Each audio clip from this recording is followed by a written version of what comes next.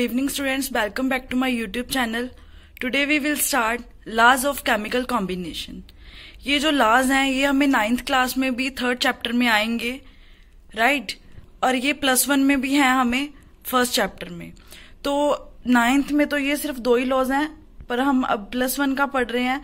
तो +1 में हम ये laws of chemical combination 5 laws दे रहा है.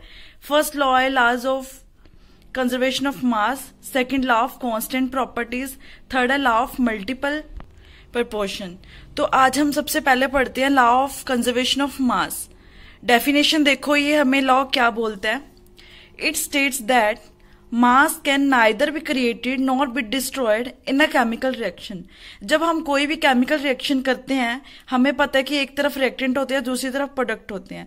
ये लॉ हमें ये बोलता है कि जो मास है ना ही तो वो क्रिएट होता है ना ही डिस्ट्रॉय होता है. मतलब मास रिएक्टेंट का और प्रोडक्ट का दोनों इक्वल रहेगा. ठीक है, जितना मास रिएक्टेंट का होगा उतना ही मास प्रोडक्ट का होगा. ये होता है लॉ ऑफ कंजर्वेशन ऑफ मास. इसकी हम थोड़ी सी और डिटेल देखते हैं. यहाँ पे एक छोटा सा क्वेश्चन है, क्या मास चेंज होगा जब हम केमिकल रिएक्शन टेक प्लेस कराएंगे? No, because the number of atoms remain same in a chemical reaction.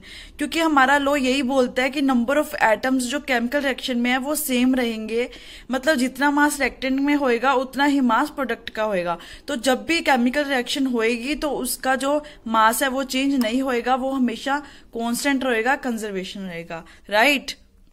यहाँ पे हम एक और एग्जाम्पल भी देख सकते हैं. मान लो जब हम वुड को बर्न करते हैं तो जो बर्न करने के बाद हमारे शूट्स क्या होते हैं, ब्लैक पाउडर, ठीक है, एशीज और बहुत सारी गैसेस होती हैं. उनका मास इक्वल होएगा जितना मास हमारा वुड का था. ठीक है, यहाँ पे मैंने एक और एग्जाम्पल शो किया. मान लो यहाँ पे हमने कार्बन डाइऑक्साइड ले लिया, यहाँ पे ऑक्सीजन ले ली. कार्बन डाइऑक्साइड का मास होता है 12, ऑक्सीजन का होता है 16. अब यहाँ पे 2 मॉलिक्यूल्स ऑक्सीजन के, तो यहाँ पे मास आ गया 32. तो ये जब रिएक्शन होएगी तो यहाँ पे क्या निकल जाएगी, गैस निकल जाएगी, कार्बन डाइऑक्साइड. तो इसका मास कितना होगा, 12 प्लस ऑक्सीजन के 2 मॉलिक्यूल्स इतना.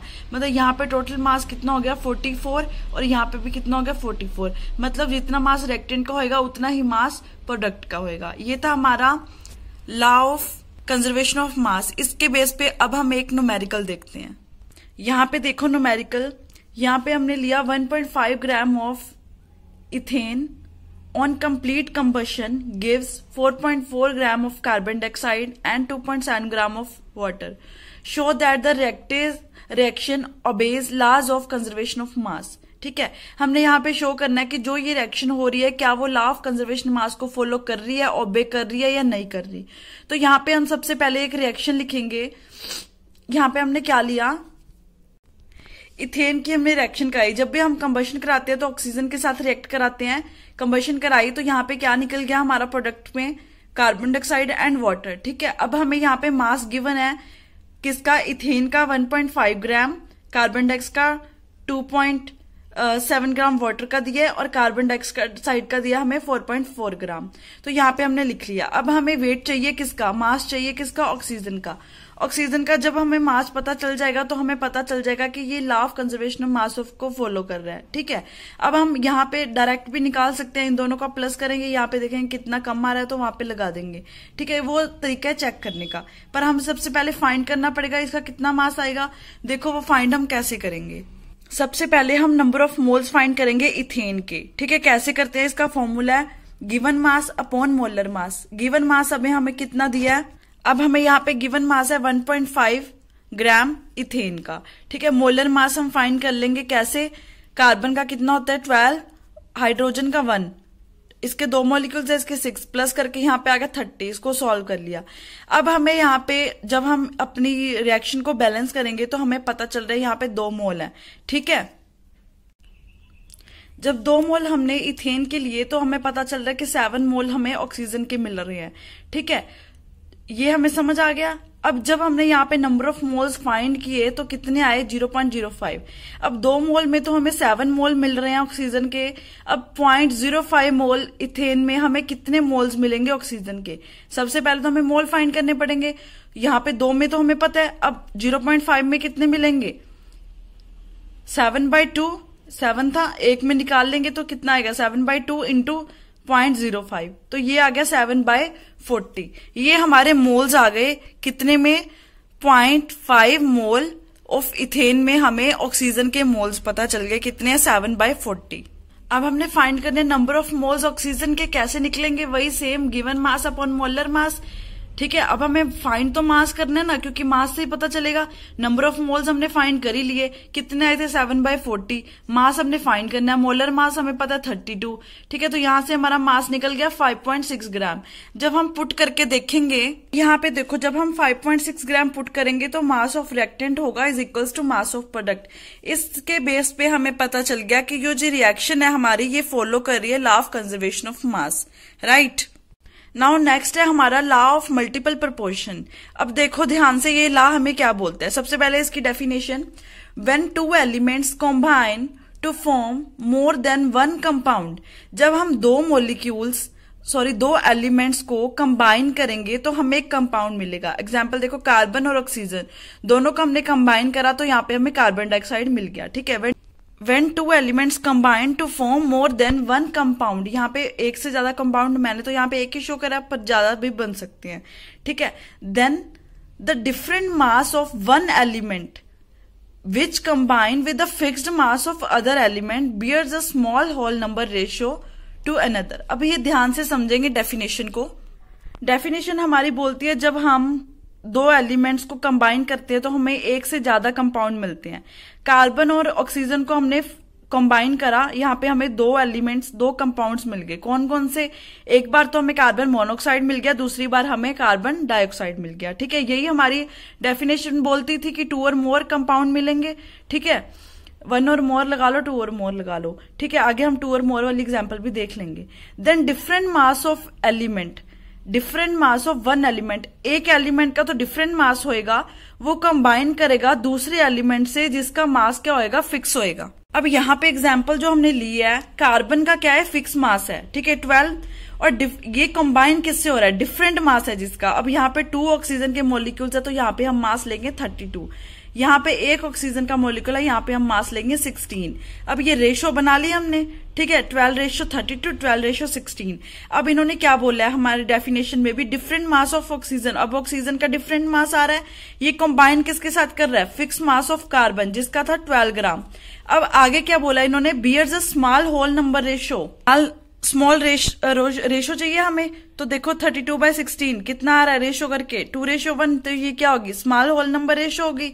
ये हमारे फॉलो कर रहा है डेफिनेशन को। ये लॉ कौन सा हो गया हमारा, लॉ ऑफ मल्टीपल प्रोपोर्शन। ठीक है, अब हम इसके बेस पे एक और एग्जांपल देखते हैं। अब यहाँ पे हमने 2 और एलिमेंट्स ले लिए। पहले हमने लिए थे कार्बन और ऑक्सीजन, अब हमने ले लिए नाइट्रोजन और ऑक्सीजन। ठीक है, अब यहाँ पे हमने कंपाउंड्स बनाए, इसके 5 कंपाउंड्स बन गए। ठीक है, इसको हम बोल देंगे ऑक्साइड्स ऑफ नाइट्रोजन आगे हमारे। ठीक है, देखो कौन कौन से आगे, जब हमने यहाँ पे बनाए N2O, NO, N2O3, NO2, N2O5। अब हम यहाँ पे एक एक करके इसके मास लिखेंगे। नाइट्रोजन का मास होता है 14, ऑक्सीजन का होता है 16। ठीक है, अब यहाँ पे 2 मॉलिक्यूल्स, नाइट्रोजन कितने हैं, 2 हैं, तो यहाँ पे कितना आ गया 28, ऑक्सीजन 1 है तो 16। ऐसे करके हमने सब लिख लिया यहाँ पे। ठीक है, अब हमारी जो लॉ है वो क्या बोलती है कि ये क्या है, एक का मास फिक्स होएगा, दूसरे का डिफरेंट होएगा। ठीक है, दोनों उस तरह कंबाइन करेंगे, पर यहाँ पे क्या है, दोनों के मास डिफरेंट है, यहाँ पे दोनों के मास डिफरेंट मिल रहे हैं। अब हम क्या करें, यहाँ पे हमने नाइट्रोजन के मास को क्या कर दिया, फिक्स कर दिया, ऑक्सीजन के मास को हमने डिफरेंट रखा। ठीक है, जब नाइट्रोजन के मास को फिक्स करा तो यहाँ पे हमने 28 कर दिया। अब हमने रेशो बनानी पड़ेगी। पहले में तो हमारा 28:16 ही था। इस तरह से हम थोड़ा घुमा लेते हैं ताकि हमें अच्छे से दिख जाए। देखो पहले में हमारा 28:16 था तो हमने यहाँ पे 28:16 कर दिया। अब यहाँ पे हमारा कितना मास है, 14 है, तो इसको हमें फिक्स करने के लिए यहाँ पे 28 करा, मतलब यहाँ से 2 पे मल्टीप्लाई करा, तो इस साइड भी हम 2 से मल्टीप्लाई कर देंगे। ठीक है, इस तरह से जैसे जैसे हमने इधर मास फिक्स करा है वैसे वैसे हम इधर भी चेंजेस कर लेंगे ताकि जो हमारा रेशो है वो सेम रहे। ठीक है, जब हम यहाँ पे कर लिया सारा तो हमने रेशो देखी, यहाँ पे रेशो कितनी आ रही है, सिर्फ ऑक्सीजन वाले की देखनी है, कितनी आ रही है 1:2, 3, 4, 5। तो इसका मतलब क्या हुआ, ये स्मॉल बियरिंग रेशो कर रही है हमारी।